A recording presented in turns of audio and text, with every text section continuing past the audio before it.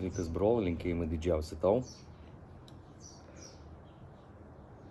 Kažkaip ilgai nedariau video ir taip galvoju, reikėtų prisėsti prie to ir pasikalbėti apie tą vadinamą vyriškumą, ne, Lietuvos. Manau, kad tema išsemta, išvalgyta, iščiustinėta ir viskas labai aišku. Tai labai gerai parodo ateinantį kartą, kadangi artėja berniukų stovyklos vasara, paauglių stovyklos, tai į kurias beje kviečiu. Bet prieš pradedant kalbėti apie stovyklas, norėčiau pasakyti esminius dalykus, ką aš matau Lietuvoje, kas vyksta dabar. Gal kai kurie sutiks, gal kurie nesutiks, čia nesvarbu. Mano galva, kad vyriškumas mūsų išvistas suvokimas, kas yra vyras, eina nauja linkme. Jis eina visai kitą vagą, negu daug kas galvoja, arba mąstė, arba mano. Ir apie ką rašiau knygoje, tai, kaip aš sakau, nenoriu būti pranašas, bet kuo toliau vis labiau pildusi mano pranašysis knygos, ką aš ir parašiau. Tai mano galva, ko man trūksta Lietuvoje su tuo vadinamu vyriškumu. Tai pirmiausia, pradėkime nuo Lietuvos pačio vaibo. Kuo toliau būni Lietuvoje, tai labiau supranti, kad žmonės yra labai įsitempę, labai didelėme strese, didelėme pergyvenime dėl geopolitinių sumetimų. Bet antras dalykas, kai man sako, Donatai, čia vat Lietuva, čia vyrai, čia reiks ginti Lietuvą. Sakau, jūs nesuvaikėt, nes nėra kam ginti. Ginti yra 10, gal 20%, visa kita tai yra, jie tiesiog išvažiuos iš Lietuvos, pabėgs ir jų nebus. Tai labai gerai parodė pasaulinė praktika kitose šalyse apie vyrus, kokie yra ir kad didžioji dalis visada bėga, o tie, kurie yra, pavadinkim, labai už Lietuvą arba labai už tam tikrus įsitikinimus, tai jie lieka, eina iki galo, dažniausiai tai jie miršta. Tai parodė pirmas pasaulinis karas labai gerai, kad žuvo geriausi vyrai. Ką padarysi? Antras pasaulinis karas dar geriau parodė, žuvo kiečiausi vyrai. Ką, dabar atėjo mūsų eilė, ne mūsų karta. Tai kas liko? Nes tėvai, seneliai kūrė tai, ką galėjo sukurti. O sukūrė kažką įdomaus, tikrai įdomaus labai tokio, kad šiuolaikiniai vyrai iš vis bijo prisimti atsakomybę. Šiuolaikinės moteris tapo stipresnės už vyrus, tiek psichologiškai, kai kur tik fiziškai. Ir tada aš duodu savo klausimą, tai kas iš vis tas vyriškumas, gal jo nebereikia? Gal reikėtų iš vis išbraukti tą vyriškumą ir suvokimą, kas yra vyras. Ir šeimos vertybės yra kažkur nutrauktos ir nukeltos į neaišku kurią poziciją. Tada klausimas dar didesnis kyla, o gal nereikia mums šeimų? Gal gyvenam visi laisvai, miegame kas su kuo norim, darome vaikus, o kaip užaugs, taip gausis. Tai panašu, kad būtų gamta, tai būtų atranka, galbūt tai irgi vienas iš kelių. Aš žinau vieną, kad vieno kelio nėra dviejų kelių ir nėra trijų kelių, kaip jau rašo, yra 5 tipai vyrų. Hebra, nėra tiek kelių, yra 1000 kelių, yra 1000 tipų vyrų, 1000 tipų moterų. Vieni bijotų sėdėti po lietum ir kalbėti su jumis, kitiem būtų dzintas lietus, jis tiesiog kalbėtų. Svarbiausia klausimas, mano galva, kurią mes turėtume visi atsakyti savo, ko jūs kaip vyras ar moteris norite iš šito pasaulio, ko jūs tikite savo, ko jūs linkite savo ir kur jūs norėtumėt būti. Ir jeigu kalbant apie lietuvišką, vadinamą europietišką vyriškumą, tai jis yra labai suminkštėjęs. Ir kai moteris sako, kad vyrai nevyriški, tai dėl to, kad sąlygos tokios. Nepykit, mielas moteris, jūs pačios susiauginus tokius vyrus, jūs pačios norėjot, kad jie būtų geri, jūs pačios bijojot po antro pasaulinio karo, kad jie nežūtų ir nemirtų ir kad jiems viskas būtų tik gerai. Jūs pačios užauginot juos idealiomis sąlygomis, iki šiol augino daug kas idealiom sąlygom, tai dėl to rezultatas toks ir yra. Tad, kai manęs klausia, kodėl berniukų stovyklose yra disciplina, kodėl reikalingas šiek tiek griežtumas, kodėl nereikalingos mamos ten visai, nes mamos dažnai nori ten atvažiuoti ir daryti savo tvarką. Tai todėl, kad jeigu moteris toliau darys savo tvarką, tai nebus vyrų. Aš iš tų mohikaną, kuris dar prisideda prie to lėtos vyriškumo augimo. Kiek ilgai aš nežinau, kiek mano sveikata temps ir nervai ir žili plaukai, bet tol, kol aš galiu, tol vasaromis visada vyks berniukų stovyklos. Tol visų sezono metu, absoliučiai žiemą, rudenį, pavasarį vyks vyrų stovyklos tiek Lietuvoje, tiek Kiprė, tiek kitose šalyse. Iš savo pusės prisideda labai daug. Esu žmogus vis tiek, bet kuriuo atveju, kuris irgi pavargsta. Ir pasidariau kažkada atostogas ir man net žmona sako, Donatai, tau netrodo, kad tu per daug varai juodai taip daug, kad tavo kūnas nebetlaikys ir tavo psichologija neblaikys vieną dieną. Ir aš kartais pasidarau savo atostogas, nors atostogų aš niekada neturiu. Aš nežinau, ką reiškia atostogauti, pas mane tokio suvokimo atostogas. Jeigu mane neišvestų į privertinės atostogas, aš vis niekada neatostogaučiau, niekada, absoliučiai. Nes vyras, kuris guli ant sofos ir atostogauja, tai su tuo vyriškumu patys supranta, nieko bendro ir neturi. Tai dabar grįžtam prie to, lietuviško to vyriškumo. Aš suprantu, kad daugam galbūt skambės kaip erezijos, nesąmonės kažkalbu, bet man tai nusispjaut. Bet aš tiesiog, kad kiekvieną savo pamastytumėt, kur jūs esat, su kuo jūs norit būti, koks jūsų tikslas, ar jūs turite tikslą ir ar turite daug aukštesnį tikslą negu pinigai ir dar visa kita. Tai šitą dalyką, kai savo atsakysit, aš manau, jūs sakysit, kad yra vyriškumas. Tai dabar kalbant apie šiuolaikinės moteris, jeigu paliečiant, čia jau girdėjot gandus, kad Donatas organizuoja moterų stovyklas. Grinai dėl to, kad jūs pačios prašote ir pačios panorėjote tam sudalyvauti, patirti tai, ką patiria vyrai. Tik tai dėl jūsų ir padariau. Beje, bus dar viena stovykla, kas susimanėte, tai galite atvykti, patirti, suvokti. Tai nėra vyriškas, tai nereiškia, kad aš jūsų gaminsiu vyrus, tai yra suvokimas, kad jūs suvoktumėt save. Nes vyriškumas, moteriškumas, berniukų suvokimas apie save ir prasideda tada, kai jis pirmiausia pažįsta ir supranta, kas jis yra, kaip asmenybė. Pradėkime nuo to, kad mums svarbiausia suvokti yra asmenybė. Jeigu mes nežinom, kas yra asmenybė, kas mes esame, kokie mūsų pliusai, minusai, kiek mes galime ir kiek mes negalime žinoti, į kurią pusę mums judėti. Ir berniukų stovyklos labai dažnai tai matosi, kai atvažiuoja mamos ir tikisi, kad berniukas jis yra daug geresnis negu iš tikrųjų yra. Nes mamos tada galvoja tik apie savo vaiką geriausią, kad tai yra geriausias. Bet matai, kai aš toks nešališkas, tai aš žiūriu iš kitos pusės. Aš džiaugiuosi jo geriausiam savybėm, bet aš galvoju kaip padaryti jos dar geresnės. Ir aš matau daug blogų savybių, kurias reikėtų anuliuoti. Nesu ir aš tobulas. Niekada nebuvau tobulas, niekada nesakiau, kad Donatas guru, tobulas, fantastinis, ne. Bet aš labai myliu save. Aš labai gerbiu save. Aš suvokiu, apie ką aš kalbu, aš suvokiu, kur aš einu ir žinau savo tikslą. Ir žinau, kad tas tikslas daug aukštesnis negu daugumo žmonių, kurie galvoja apie mane. Kai galvoja, kad vyriškumas yra pereinamas genetiškai, tai nieko bendro neturi, nes čia dažnai išduoda tokį klausimą, tai čia vyriškumas yra genetika. Taip, per genetiką mes gaunam vyriškas savybės iš senelių, prosenelių, tėvų, bet kažkodėl tai klausimas kyla yra kitas, kodėl aktyvuojasi blogosios savybės vyriškumo berniukuose ir vyruose, o ne aukštesnės negu turėtų būti. Į šitą klausimą reikėtų atsakyti. Kodėl mes nueinam ne tais keliais, kurie turėtų nueiti? Kodėl vaikinai eina narkomaniją, alkoholizmą,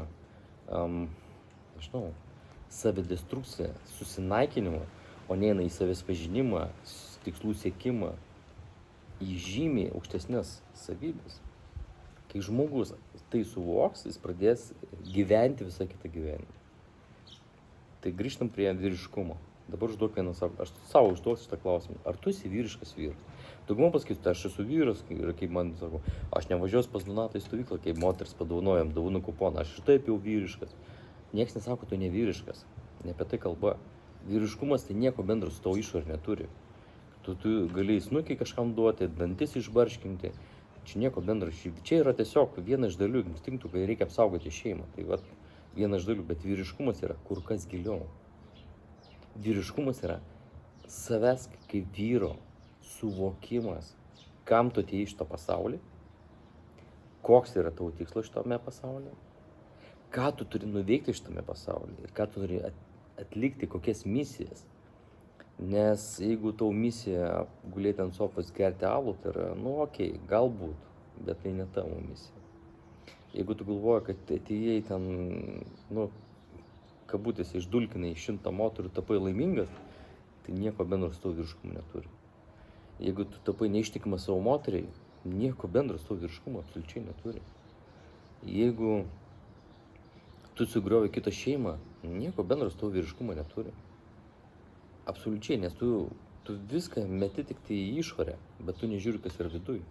Mano tikslas, kad kiekvienas vyras nueitų savo vidų. Kodėl mes, kai darome vyrų stovyklas nematomas, aš užrišam akis arba vyrų gale, kad žmogus nueitų į savo suvokimą, kad suvoktų, ko jis nori, ką jis turi pasiekti, kokie yra pagrindiniai jo tikslai, kur jis turi atsidurti. Ir suvokti svarbiausia dalykas, kad jis nėra tobulas, bet jis gali tapti geriausia savo versija.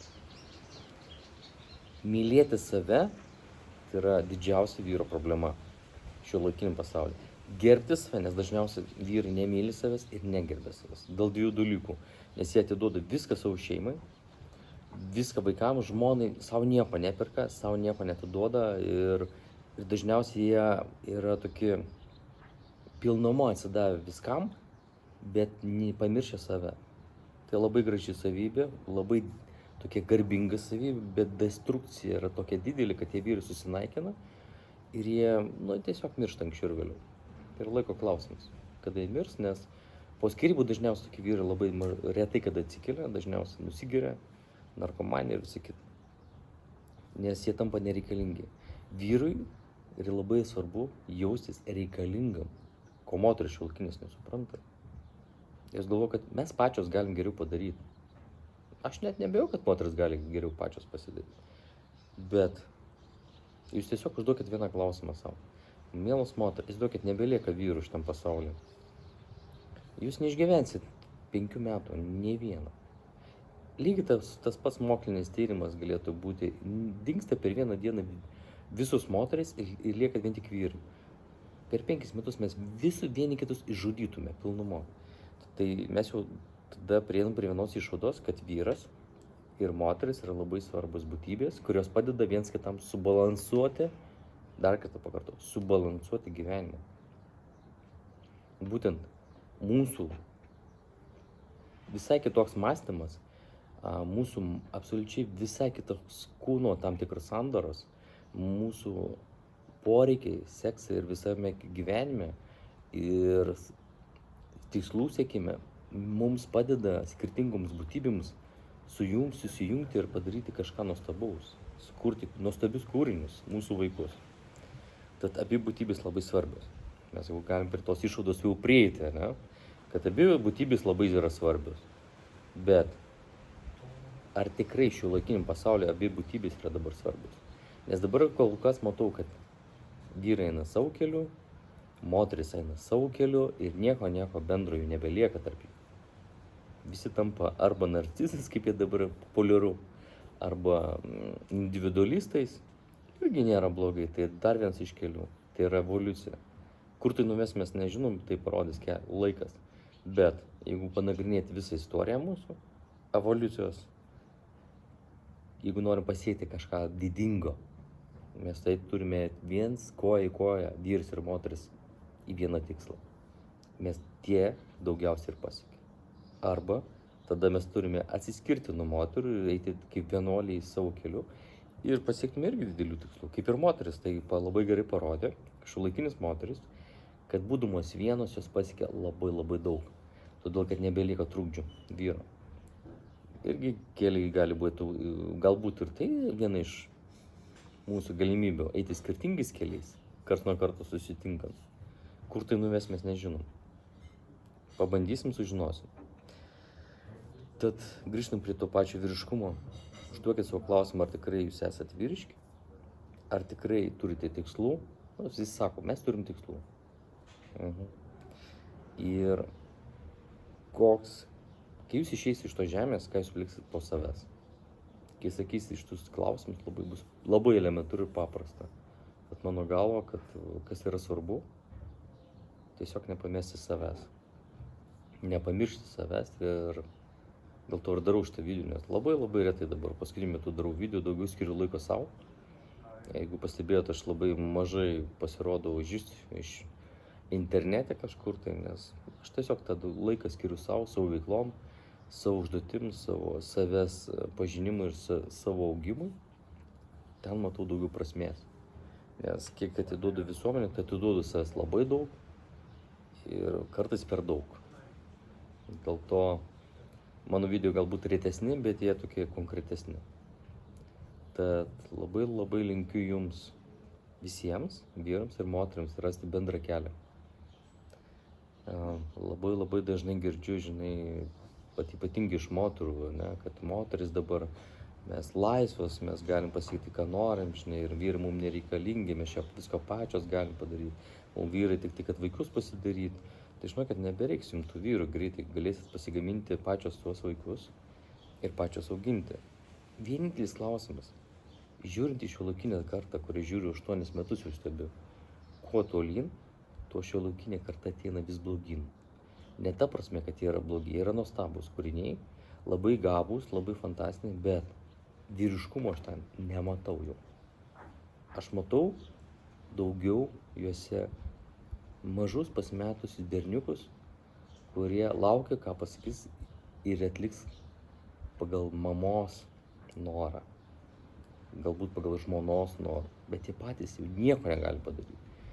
Tad vyriškumas šiuolaikiniu pasaulyje yra perkeltinis. O kai dabar mes puikiai žinome, kas darosi Europoje, kai visi dabar su tais, kaip čia gražiai išsireiškus, ne? Kai vyrai užsideda sijoną ir bando parodyti, kad tai yra vyriškumas, tai aš tada žinau, kad hebra, ne mano čia pasaulis, aš kažkaip atėjau iš kito pasaulio matyti ir kartais jaučiuosi, galvoju, ar netrodo, kad jums, kad hebra, jūs esat psichuški, nes jeigu jums sijoną nori susidėti, papus susidėti ant vyrų, ant savęs ir dar kokią velnio pasidaryti, tada klausimas, jūs gal pasidarykit išvadas. Nes nepykit, evoliucija man parodė labai paprastai, paskaičius bet kokią evoliucijos knygą, panagrinės bet kurią evoliucijos knygą. Ten niekur nėra parašyta apie tai, netgi šventame rašte, išnagrinėjus Naują testamentą, Seną testamentą, Koraną, kitas šventas knygas, ten niekur nėra parašyti, kad du vyrai gali padaryti kažkokią stebuklą. Nu nėra. Nepykit, bet ten nėra. Tad jeigu jūs galvot, kad užsidėsit sijoną ir pakeisit pasaulį, aš nežinau, ką jūs ten pakeisit, bet manau, kad mes turėsime dar vieną gerą restartą, ką turėjo Nojus. Ir kažkas turės statyti laivą. Galbūt aš būsiu tas laivo kapitonas, bet čia humoro forma. Tiesiog pamąstym, pagalvokite, apie ką aš kalbu ir ar tikrai jums reikia sijono, aš nežinau. Ar tikrai jums taip tiek trūksta dėmesio, kad jums reikia užsidėti sijoną, aš nežinau. Bet aš žinau vieną, kad ten nieko bendro su vyriškumu neturi. Jeigu vyrai būtų bėgę su sijonais, jau senai būtų pralaimėti visi karai. Labai gerai atsakė šitą klausimą Čingis Kanas, kai ėjo į Kiniją ir pagavo vieną tokį šviesuolį, labai išminčių, ir klausė, klausyk, kada paskutinįkart Kinijoje vyko karas? Prieš 30 metų, sako, geriausia atė. Sako Čingis Kanas, žinai, tada mes jau užimsime labai lengvai ir jie užimė. Kodėl? Todėl, kad jie neturėjo patirties kare. Tad būkit visada pasiruošę, vyrai, viskam. Vyriškumas yra ne tik tai kietume, koks aš kietas, bet labiausiai lemia tai yra jo intelektas. Jeigu nėra smegenų, nėra intelekto, nėra ir vyriškumo. Intelekto įsidėti sijoną nereikia. Intelekto įsidėti papus nereikia. Bet intelekto pasiekti tikslus labai reikia. Sukurti verslą labai reikalingas intelektas. Sukurti šeimą, laimingą šeimą, reikalingas intelektas. Nes kas yra vyriškumas? Labai trumpai. Kai paimi savo emocijas, susikiši savo giliai į šikną ir užsičiaupi ir eini daryti tai, kas to priklauso. Va čia apibendrimas visos esmės, kas yra vyriškumas. Tai visiems linkiu tai ir padaryti šiandien. Visiems gražios dienos.